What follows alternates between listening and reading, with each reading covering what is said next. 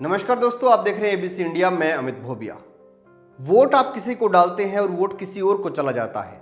ऐसी बहुत सारी बातें आपने सुनी होंगी। ये बातें सच है या अफवाह, इसके बारे में आज हम बात करेंगे कि ईवीएम की शुरुआत कैसे हुई, ईवीएम काम कैसे करती है, क्या उसे किसी डिवाइस से जोड़ा जा सकता है, क्या उसके अंदर कोई बदलाव किया जा सकता है। इन सब को जानने के लिए सबसे पहले हमें जानना होगा कि भारत में ईवीएम की शुरुआत कब हुई, क्योंकि प्रधानमंत्री का एक वीडियो इन दिनों बड़ा वायरल हो रहा है। खैर, बात करते हैं कि ईवीएम की शुरुआत कब हुई। तो आपको बता दें कि पहली बार इसका इस्तेमाल 1982 में केरल विधानसभा के उपचुनाव में किया गया। 50 मतदान केंद्रों में ईवीएम का इस्तेमाल किया गया था, 50 वोटिंग सेंटर्स पर। यह पहला टेस्ट फेज था। फिर 1998 में 16 विधानसभाओं में ईवीएम लगाई गई। इसमें 5 मध्य प्रदेश में, 5 राजस्थान में और 6 दिल्ली में थी। मैंने लगाए 3000 रुपये, अब मेरे पैसे कितनी रफ्तार से दोगुने होते हैं, यही कमाल दिखाएंगे अभी आपको। और अगर आप पूरा गेम समझना चाहते हैं तो ऊपर आई कार्ड में जो लिंक दिखाई दे रहा है, इस पर क्लिक करें और पूरी वीडियो देखें। ये मशीनें 1989 से 1990 के बीच ये ईवीएम मशीनें बनाई गई। साल 2000 के बाद से 3 लोकसभा चुनाव में ईवीएम का इस्तेमाल अब तक हो चुका है। अब बात करते हैं कि इसका इंटरनेट से क्या लेना देना है। तो आपको बता दें, भारत में इस्तेमाल होने वाली वोटिंग मशीनें वाईफाई या किसी भी प्रकार के नेटवर्क से नहीं जुड़ती, ना ही एक मशीन दूसरे से कनेक्ट होती है।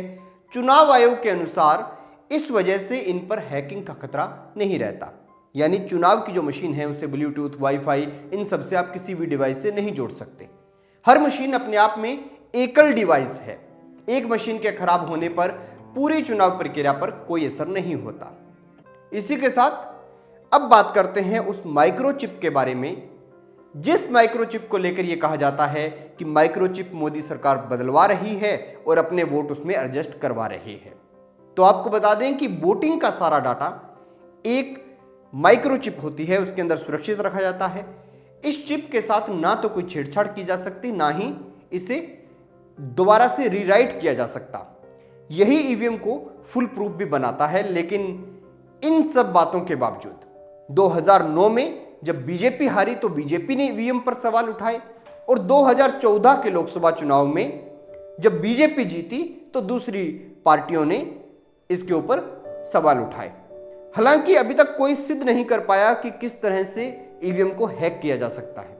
दोस्तों, आपको एक बात यहां पर बता दूं माइक्रोचिप के बारे में। अगर माइक्रोचिप को आपने वोट डाल दिया, सब हो गया, उसके बाद माइक्रोचिप को आप निकाल दें और वैसे की वैसी माइक्रोचिप इसमें डाल दें और नए वोट उसमें डालकर उसे एडजस्ट कर दें, तो कहीं जाकर हो सकता है कि आप वोटिंग में धांधली कर सकते हैं।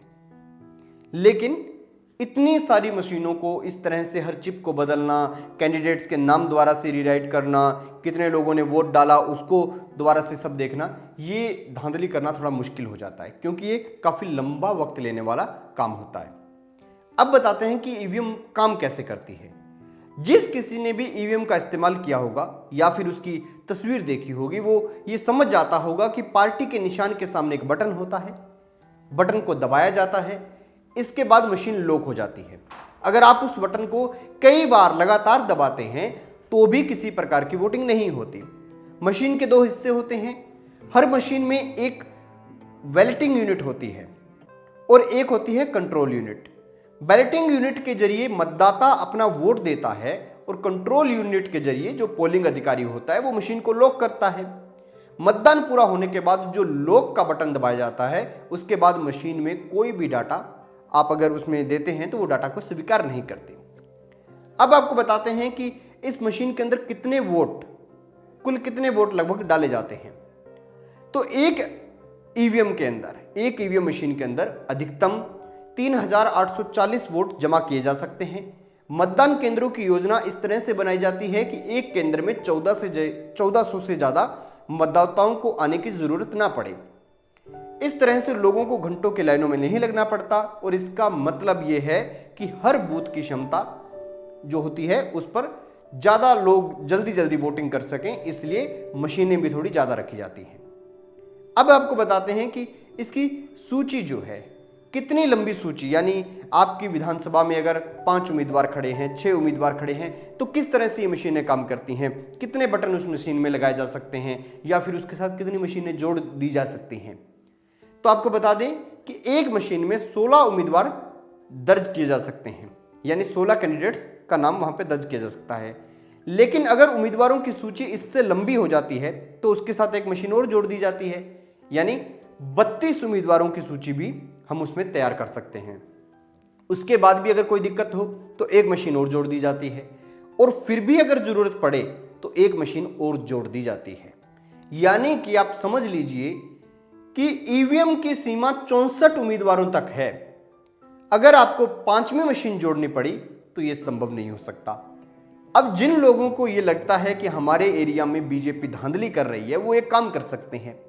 जब उन्हें लगता है कि भाई चुनाव आ गए तो वो अपने यहां से थोड़े ज्यादा लोगों को चुनाव में उतार दे, यानी 64 से भी ज्यादा लोगों को चुनाव में उतार दे, तो वहां पर जो चुनाव है फिर वो बैलेट पेपर से करवाया जाएगा। एक मशीन 16 की, 2 मशीन 16 की, तीसरी मशीन 16 की और उसके बाद एक मशीन और 16 की, यानी 64 उम्मीदवारों तक तो आपकी वोटिंग ईवीएम से हो सकती है। लेकिन अगर उम्मीदवार 64 से ज्यादा हों तो उस चक्कर में ऐसा नहीं, मतलब जो है नई मशीन को ऐड नहीं किया जा सकता, बैलेट पेपर से ही चुनाव करवाने पड़ते हैं। वैसे आपको बता दूं कि बनारस में प्रधानमंत्री मोदी के खिलाफ शायद 64 से ज़्यादा उम्मीदवारों ने नामांकन भरे थे, लेकिन बहुत से उम्मीदवार जो थे उनके कागजात पूरे नहीं थे, किसी पर कोई दिक्कत थी, तो इस कारण से उनको हटा दिया गया था। अब बात करते हैं उस मेन मुद्दे की कि क्या वोट ट्रांसफर किए जा सकते हैं। तो वोटिंग मशीन हो या फिर बैलेट पेपर, पार्टी के निशान किस तरह से लगाए जाएंगे ये पहले तो निर्धारित किया नहीं जा सकता।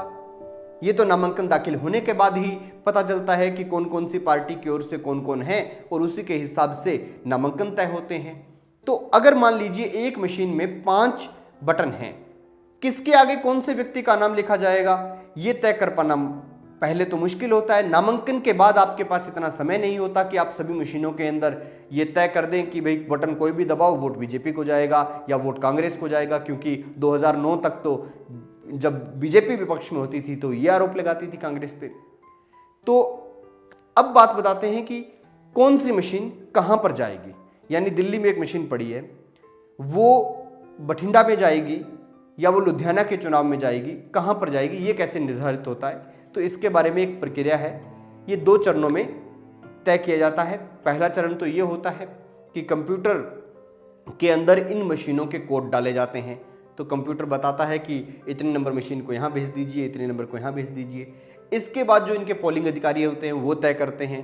तो ये भी एक ऐसा फैक्टर है जिसको लेकर चुनाव आयोग हमेशा कहता है कि भाई आप जब पहले निर्धारित ही नहीं कर सकते कि ये मशीन मैंने बठिंडा भेजनी है या ये मशीन लुधियाना भेजनी है, तो कैसे उस मशीन के अंदर हम वोट की गड़बड़ कोई आदमी कर सकता है, क्योंकि पहले कंप्यूटर चुनेगा और फिर हम चुनेंगे।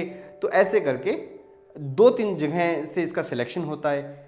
तो यहाँ पर वोट चेंज कर दिए जाएं या पहले उसमें सेट कर दिए जाएं, ये संभव नहीं है। अगली बात दोस्तों ये है, चुनाव आयोग ये कहता है कि भाई जो भी वोटिंग मशीन है वो एकल डिवाइस है। सबसे बड़ी बात जो कहता है वो एकल डिवाइस है, यानी उसके अंदर कोई भी प्रकार का बदलाव संभव नहीं है। ये सारी बातें चुनाव आयोग अपनी सफाई में कहता है। लेकिन इसी के साथ साथ सोशल मीडिया पर कई ऐसी डॉक्यूमेंट्रीज आई हैं और कई बार दिल्ली विधानसभा में दिल्ली सरकार के कई नेता लोगों ने भी ईवीएम को लेकर हल्ला किया था, और वो कहते हैं कि हाँ इसमें चेंज किया जा सकता है। अच्छे देश जो हैं, बड़े देश जो हैं, जो विकसित देश हैं, वो इसका इस्तेमाल क्यों नहीं करते। इस सवाल का एक जवाब ये भी है कि चाहे अमेरिका है, चाहे जर्मनी है, कई मुल्क जो हैं जहां पर ईवीएम का इस्तेमाल नहीं किया जाता, उसका एक कारण ये भी है कि इन देशों के अंदर आबादी बहुत कम है, वहां पर बैलेट पेपर के जरिए चुनाव करवाना संभव है। लेकिन भारत के अंदर आबादी बहुत ज़्यादा है, और दूसरा यहाँ पर आज भी कानून व्यवस्था कहीं ना कहीं ऐसी है कि बूथ कैप्चरिंग हो या फिर जो बैलेट पेपर है उसका एक गाड़ी में आ रहे हैं तो वहाँ पे गाड़ियाँ बदल दी जाएं, तो ऐसी धांधली भारत में बहुत ज़्यादा होती हैं। इसी कारण से कहीं ना कहीं चुनाव ईवीएम से करवाने पड़ते हैं। अब आप बताइए, आप इस बारे में क्या सोचते हैं, कमेंट बॉक्स में जरूर बताएं। और ईवीएम को लेकर अगर कोई सवाल हो, अगर आपकी कोई राय हो जो हमसे छूट गई हो, वो भी कमेंट बॉक्स में जरूर बताएं। देखते रहिए ABC इंडिया।